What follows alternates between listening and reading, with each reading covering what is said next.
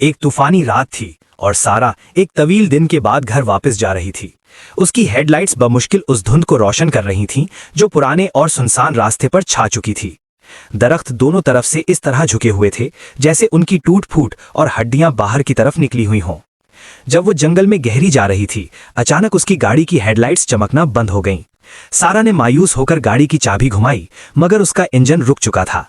उसने दोबारा कोशिश की, लेकिन गाड़ी का इंजन मुकम्मल तौर पर बंद हो चुका था। सारा गाड़ी से बाहर निकली। सर्द हवा में उसकी सांसें बादल की तरह उड़ रही थीं और उसने गाड़ी का हुड खोला ताकि इंजन चेक कर सके।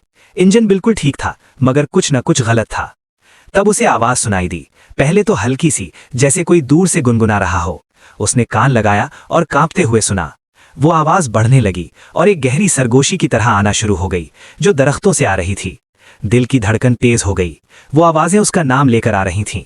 एक एक लम्हे के साथ वो सरगोशियां वाज़ेह और करीब आती गईं। सारा की टांगें बेइख्तियार चलने लगीं और वो खुद को दरख्तों की तरफ बढ़ता हुआ पाती थी। उसका दिल डूब रहा था, लेकिन वो खुद को रोक न सकी। ज्यों-ज्यों वो दरख्तों के करीब पहुंचती गई, आवाजें बढ़ने लगीं, जैसे वो उसे मजीद आगे बढ़ने के लिए पुकार रही हों। आखिरकार वो एक खुले मैदान में पहुंच गई, जहां एक बड़ा पुराना दरख्त था। इस दरख्त की छाल में पेचीदगियां और खाली जगहें थीं और उसके नीचे एक मध्यम रोशनी चमक रही थी। सारा ने नजरें घुमाईं और अचानक उसकी नजर दरख्त के करीब खड़े साए पर पड़ी और उसका चेहरा स्याही में डूबा हुआ था। उसके करीब पहुंचते ही सरगोशियां और तेज हो गईं, जैसे वो साया उसका नाम लेकर उसे पुकार रहा हो।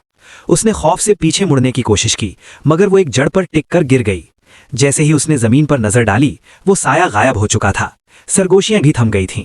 धड़कते दिल के साथ सारा जमीन से उठी और गाड़ी की तरफ दौड़ने लगी। उसने दरवाजा बंद किया और उसकी सांसें तेज थीं। गाड़ी की गड़गड़ाहट के साथ स्टार्ट हुई और सारा ने गाड़ी तेज रफ्तारी से चलाई, दरख्तों और जंगल को पीछे छोड़ते हुए। लेकिन वो सरगोशियां कभी नहीं थमी। उस रात के बाद सारा ने उस रास्ते पर कभी वापस आना पसंद नहीं किया।